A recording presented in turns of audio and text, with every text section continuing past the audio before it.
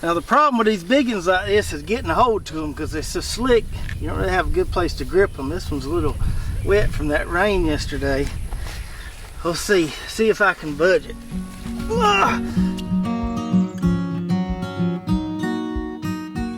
What's up, Lazy Dog fam? I hope everybody out there is having a wonderful day. Today in the garden, we got to do a little pumpkin harvesting. I'll talk to you about the 5 ways you know when your pumpkins are ready to harvest and kind of different harvesting techniques. But before we get into that, I got to tell you about this rainstorm we had last night. We've been living here 8 or 9 years, and it rained late yesterday evening into last night like I've never seen it rain here before.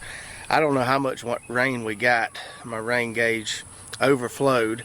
Talked to the lady up at the country store earlier, and she said she poured out about 4.5 inches before it got dark, and it ended up raining into midnight. So no telling how much we got, probably 6 inches or more. So last night before it got dark, that ditch right there was completely full of water, and it's at least 3 or 4 foot deep or so, full of water, and was overflowing all the way over here. There was water standing everywhere, overflowing into my watermelon plot there. Never seen that much water here at one time. Never seen these ditches overflow like that. But there was just huge puddles of water everywhere. And what's crazy is just how fast the ground soaked up that much water. So even with over 6 inches of rain, I'm guessing we don't have any standing water out here this morning. We were in such a water deficit. Man, it just sucked it up like a vacuum. And by late last night, when it had started just kind of drizzling and it wasn't raining hard anymore, it had sucked it up by then too. And even with that really hard rain, the garden didn't suffer a whole lot of damage. Our soybean cover crop here got beat down a little bit in the middle there. And some of these kale plants that have been here forever lost their footing a bit. They're not dead or anything. I think we can stand those back up with a little bit of support and they'll keep growing. Guess the ground just got too wet for them to hold on. But now back to the task at hand today, which is harvesting pumpkins. So here's our pumpkin jungle that has died back quite a bit in the last week or so. Got a couple varieties of good eating pumpkins here. We got those giant pumpkins over on that end, just a few to harvest over there. Mostly what we're going to be harvesting are these nice eating pumpkins here. Now when growing pumpkins, there's kind of 2 harvesting strategies you can have. If you're just growing a few pumpkin plants, just got a little bitty pumpkin patch, you can go in there and harvest each individual pumpkin as it gets ready. When you've got a big pumpkin patch like we usually grow, an entire plot of pumpkins, we wait until most of them are ready and go in and do one mass harvest. The disadvantage to that is some of them may be a little bit too ripe, some of them may be not quite ripe enough, but most of them should be in the ideal ripeness range. So how do we know when it's harvest time on our pumpkins? Well, I'm going to tell you 5 ways you know when your pumpkins are ready to harvest. Number 1 has to do with the maturity date. So most pumpkins are going to mature somewhere around 100 days. Some varieties are 110, some are 120. But when it's really hot outside, somewhere close to 100 days is usually pretty accurate. So if it's been 100 days since you planted your pumpkins, then you're probably getting pretty close. And the second sign has to do with the plants themselves. Now we still got a little bit of new, good looking green growth in here, but the plants in here look significantly different than they did just a couple weeks ago. We're starting to see some significant die back there, and that tells us that we're getting close to harvest time. And then signs 3, 4, and 5 are things we'll look for on the actual pumpkins themselves. So with number 3, we're looking at the color of the pumpkins. So as you know, pumpkins can come in a lot of different colors, and each variety will have its own kind of maturity color, so to speak. For instance, with these Fairytale Pumpkins here, these are supposed to mature to that tan color like you see there. And then with these Jade Knight pumpkins here, which is a kabocha type, they're supposed to mature to this kind of chalky bluish green color. Now the fourth sign is what I call the fingernail test, and this is a little more applicable with winter squash as compared to just straight pumpkins, but you can still use it on pumpkins. So what you do is you just take your fingernail and scratch the outside of that pumpkin or winter squash, and if nothing comes off, that skin is nice and hardened, that means it's probably ready to harvest. So the last sign, sign number 5, has to do with the actual stem on the pumpkin here. So you want to see that stem dried up and kind of hardened, and a lot of times it will just break off when you twist that pumpkin or move that pumpkin a little bit, and that happened earlier as I was checking this one. So if the stem is still green and kind of pliable, it's probably not ready, but if it's hard, dried up like that, you're pretty much good to go. So those are kind of the 5 telltale signs that pumpkins are ready to harvest, and if you go by those, keep an eye out for those signs, you should be able to harvest your pumpkins or winter squash at peak ripeness. Now when we start harvesting these in a minute, I know I'm going to find some that have been sitting here too long. I probably should have harvested these a week and a half ago, just didn't get around to it. We went on vacation for the 4th, and then it's been raining every afternoon since, so I just haven't had a good opportunity to get out here.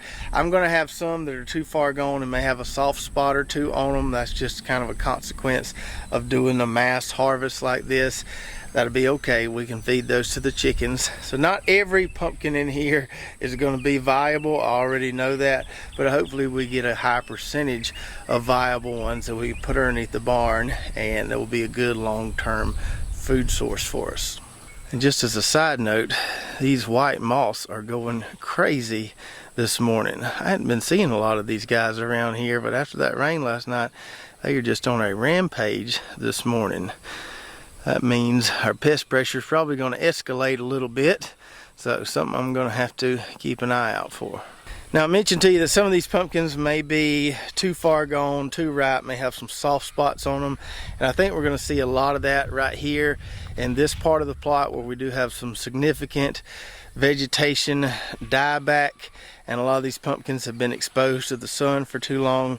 You can see the results of that sun exposure right there. See how the top of that pumpkin's kind of yellowed or even white there, where the sun is just kind of burning it up some.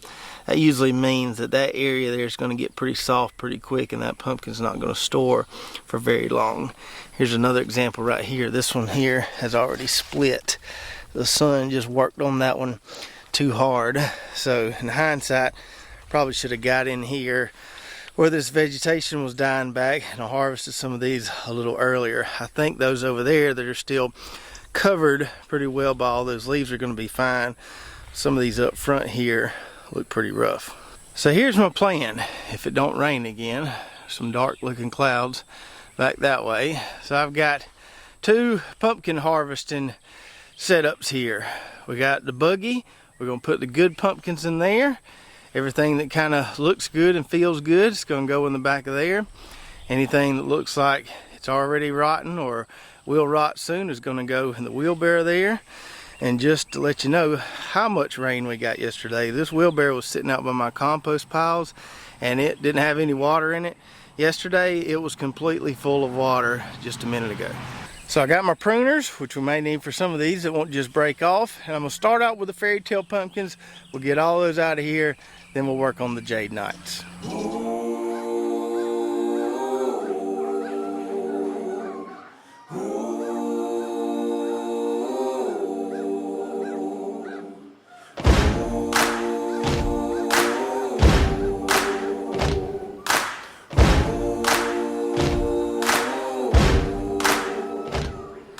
Alright, so that's all our fairy tales, or at least the ones that were somewhat close. There's a few green ones out there, but I'm not going to harvest those. They're not anywhere close to being ready, and those would kind of just get scrapped, put them in the compost pile, feed them to chickens, whatever. A few of these haven't turned completely yet, but I think they're close enough and they'll cure out in the barn. Got some pretty good size on a lot of these. Got a few little ones there. I got some that are probably close to 20 pounds, if not a little over. I did have one that I put in the wheelbarrow over there. It didn't feel quite right, so we'll end up giving that one to the chickens. But total here we got 20 pumpkins, which is not a massive harvest for a 15-foot row. That's kind of what you expect with an heirloom variety like this. Not bad production, and these are good sized pumpkins and they are full of meat. That's a lot of groceries right there in the back of that buggy. Now, since these Fairytale pumpkins are pretty decent size, I don't want to put them on my storage rack over there because it might make my hardware cloth sag over time. So got a bunch of firewood out here. Had some long, narrow pieces of plywood I laid on top, and this will work for the time being. I don't know that I'll keep them here long term, but that'd be a good way for them to set, at least for a few weeks, so I can figure something else out. Alright, so the Fairytales are tucked away. Now let's get these Jade Knight pumpkins. Now I know with these there's going to be a good many more coals just from what I've seen so far, but hopefully we still get a decent amount that will store several months for us. One day soon I will fly. I know I am free. I'm feeling alive. Take me back to the jungle.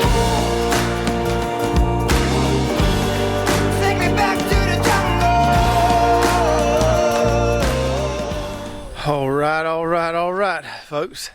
That is an absolute heap of pumpkins. 81 of them to be exact. That was a good bit of work getting all those out of there, but I got them out, and we got a nice, pretty pile of blue-green pumpkins there. As I told you, we were gonna have a few more coals with this Jade Knight variety. Probably got at least 10 or so coals there. There's 2 on the ground over there that's about to go to the chickens. So we'll just leave these in the wheelbarrow and give the chickens 1 a day or so. But very, very happy with our production on a pumpkin plot this year. Now, if a fella or lady was a market farmer, he could do pretty dang well growing these right here and sell them, considering how many pumpkins they produce in a small amount of space. We planted 1 row of these, a 30-foot row, put the plants 2 feet apart, so we had 15 plants that gave us, if we include the coals, 90 or so pumpkins. That is a lot of production from just 1 30-foot row and 15 plants. You consider the fact that you could probably sell these for, I don't know, $5, $7, maybe even $10 some places. You can get a lot of money off just 1 30-foot row and 15 plants. And that's why the cost of these hybrid seeds is worth it, because you just get so much more production. Now, I've grown a lot of different types of pumpkins, a lot of different varieties, and from my experiences, the most productive pumpkins you can grow are these hybrid kabocha types. So last year over in the no-till plot, we grew a variety called Speckled Hound. We ended up getting a buggy full off a 30-foot row there. I can't remember exactly how many we got. There's a video out there we did on that. I want to say around 50 or 60. It wasn't 80 to 90. But that variety blew my mind, the Speckled Hound, at the production we got. This Jade Knight is just even greater than that. So if you want to grow a lot of pumpkins in a small space, find you one of these hybrid kabocha types, and man, they'll just produce like crazy. And the good thing is you don't have to do anything extraordinary as far as feeding these to get them to produce like this. All we did was put some of that Nature Safe in the furrow at planting. We injected them with some of that Agri-Thrive fruit and flower a couple times, and that was pretty much it. We didn't just hose the synthetic fertilizer to them or anything. Gave them those 2 organic options, and we got some really, really good production. Now, I don't know exactly where I'm going to put 81 pumpkins. I got to figure out, make me some space underneath the barn. Not going to do that right now. I'll tackle that later this afternoon. Now, we got the Jade Knight out. We got the Fairytale out. We still got 2 more pumpkins in there we got to get. Some of those giant pumpkins on that far end there. So let's start with the one here I know I can pick up, which is this giant field pumpkin.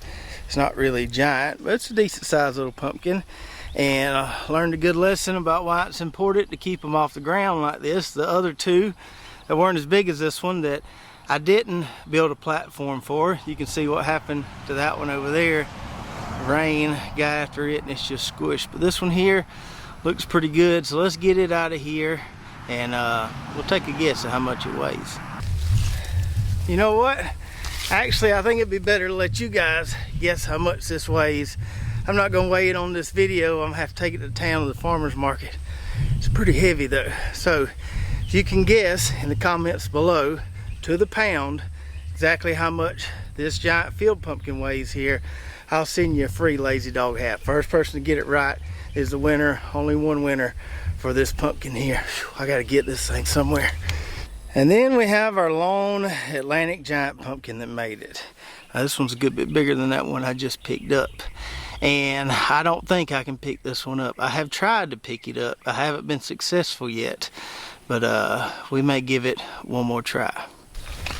Now the problem with these big ones like this is getting a hold to them because they're so slick. You don't really have a good place to grip them. This one's a little wet from that rain yesterday. We'll see if I can budge it. Oh, shoot, it's heavier. It's gotten heavier. These things, they are dense as they can be. The other day I could lift it up a few inches, but I don't. I ain't got enough arse to even budge it right now. So I sure want to be able to pick that thing up, but it just ain't gonna happen. Now, I do know somebody who can pick it up. So a couple weeks ago, we had some friends over, and me and the guys got out here having a little strength competition, see if any of us could pick it up. And only one of them out of the 4 or 5 that were out here could pick it up. My buddy Thomas, who was a collegiate pitcher, he's a pretty big old boy, and he was actually able to pick it up and, you know, get it up to chest level. So I'm gonna have to call him. He can get it picked up, put it on the back of the truck. I'll get him to ride with me to the farmer's market. We'll weigh it and see how much it weighs. And while we're having a fun little game with that other one, we might as well have one with this one too. If you want to guess the weight of that Atlantic giant pumpkin in the comments below and you get it right, then I'll send you a free hat as well. First one to get it right wins the hat. So I hope you enjoyed the video today. I'm pretty tickled about our pumpkin harvest, although I'm pretty whooped as well. I'm gonna have to go inside and rest a little bit before I get back out here in the garden today. Hauling 100 pumpkins out of that plot and trying to pick up them big ones was quite the feat just for one man, but glad to get it done. And if I would have waited any longer, I probably would have had even more coals. And don't forget to let me know in the comments below what you think that giant field pumpkin and that Atlantic giant pumpkin weigh. If you get it right, I'll send you a free hat, and I'll try to get those weighed as soon as I can get my buddy over here to pick that thing up. As soon as we weigh it, the video after that, I'll let you know what the actual weight was. If you're watching on YouTube, make sure to check out our affiliate links below. A lot of great companies that we use in our gardens here at Lazy Dog Farm. Even got some coupon codes for some of those companies so you can take advantage of those discounts. If you haven't already, go check out our website, lazydogfarm.com, where we've got recommended products, hats, shirts, recipes, all kind of good stuff over there. If you did enjoy the video, make sure to subscribe, hit that notification button, like and share, and we'll see you next time right here at Lazy Dog Farm. Oh, farewell, by the beauty of your life.